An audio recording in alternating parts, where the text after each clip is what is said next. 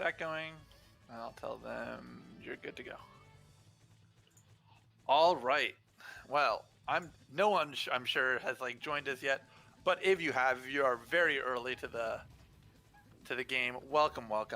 I think we're just getting some hand warmers on stream. As always, this is Titanium on the mic. I'm here with Leviticus. Chris, how are you doing? Whoa, is that you? That's is that me. you, Ian? That's me, Are baby. you sure? You sound so different. What happened?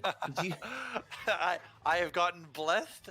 My mama has come out to backwater Grimsby and given me a real microphone. I've had all of this expensive microphone equipment, and I just have not been using it at all for no reason whatsoever. Well, I appreciate your integrity to out yourself. Thank you. I just I didn't want to. That you've been depriving the people out of your own laziness and greed. That's exactly how it went down. So I'm gonna post this right now, and I'm hearing myself in the background. I'm gonna post this right now, and then hopefully we get some lovelies to come join us at here. Come join us. Come check us out. Why are you telling the stream that? If they can hear you, they've already come to check us out. Well, I just want to let them know that I'm sharing it with more people. Did they get the memo that they're good to go? I don't know. I feel like they didn't. I mean, you did. Okay, no. It looks like they're. Playing for real now. Yeah. Okay. This appears to be a real game. Yeah. So we're good. So let's get into this. Fluor, our boy back in action. I actually haven't seen him at our locals recently. Yeah, I don't know if I've ever seen him play. Which is funny because he was running these for quite a while.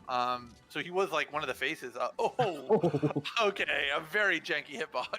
It's all right. If you charge it, they will come. That's how it works, right? Oh yeah, you know what? When you put it like that, it just makes so much sense.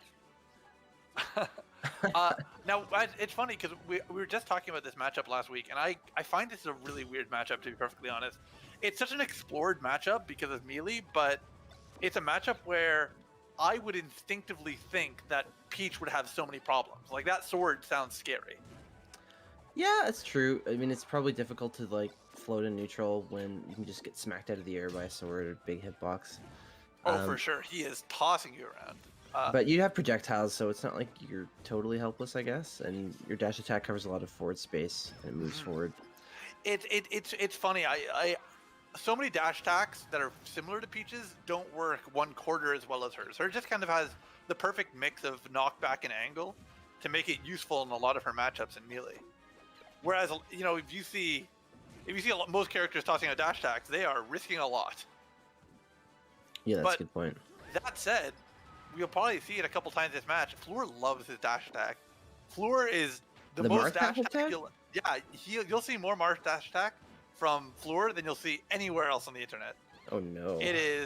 It's maybe not the best signature to have, but it's definitely a signature to have, and it's a way I often recognize which Marth I'm watching. Otherwise, I mean, okay. Pretty much, oh no, unfortunate. That's unfortunate. You lost a chunk somewhere. Must have lost it during those fair strings. I like Fluor recognizing, let's just go to ledge, let's just wait it out.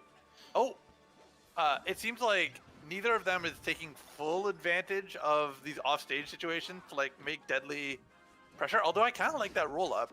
Just needs to time it a bit better. Ooh, going into on deck on Fluor's last stock. Oh, unfortunate. A stock up waste of the stitch.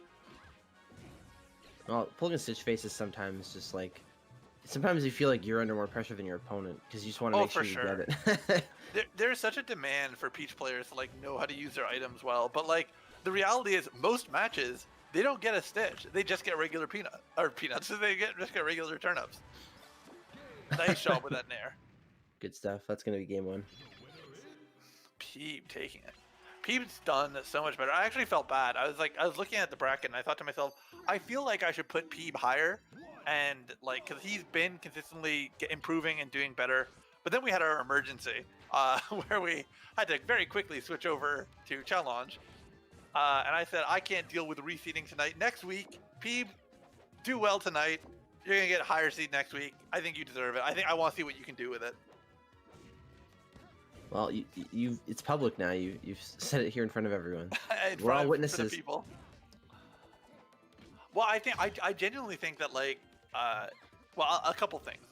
Seating can so much affect a bracket, especially like a 10-person bracket.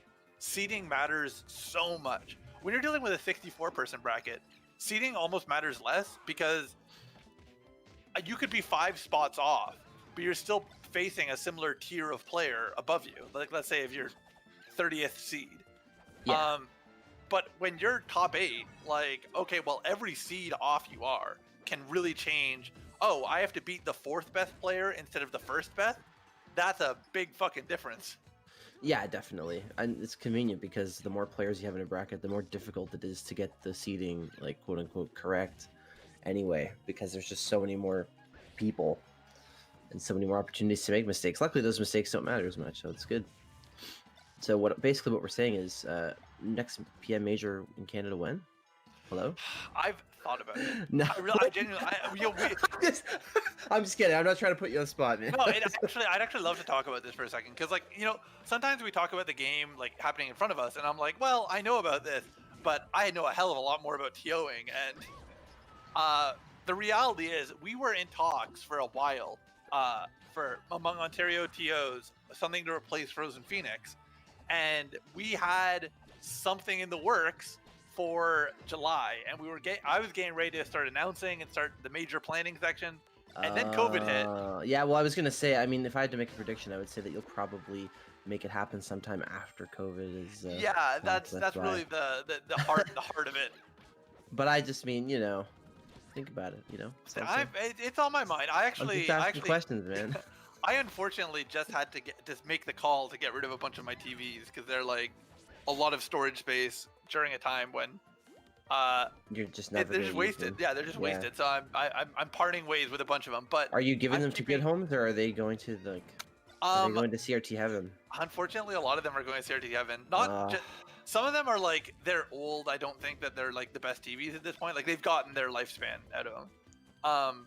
Some of them I kind of wish I could give to a good home, but honestly, just even setting it up to get people to get them from me is a hassle. I can't believe it. The Galaxy Brain Stitch face. Unbelievable. Oh, don't hold down on that. Oh no.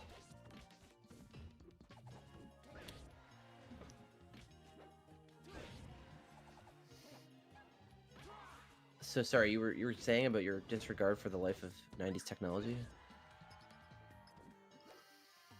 Was it you were saying? Yeah, my disdain for it. It's just simply a matter of TVs are awkward and people don't appreciate that, like, just literally posting online, hey, free to a good home is already so much work of like, all right, now I have to set up with a bunch of people, like scheduling times for them to come pick them up, versus like if I just commit one night that I know I'm free, I could just go toss a bunch of them, or I could just put them outside my house and just whoever takes them takes them. The worst option. Yeah. Only because now you don't even know what happened to them. I know. I don't know if they went to a good home. Nice job, Peab. That was good stuff. Now we are still going because this is an all best of 5 night tonight. I hope. Oh, really? Oh, actually, they might not know it. No, I don't think they do. Best of 4. Oh my.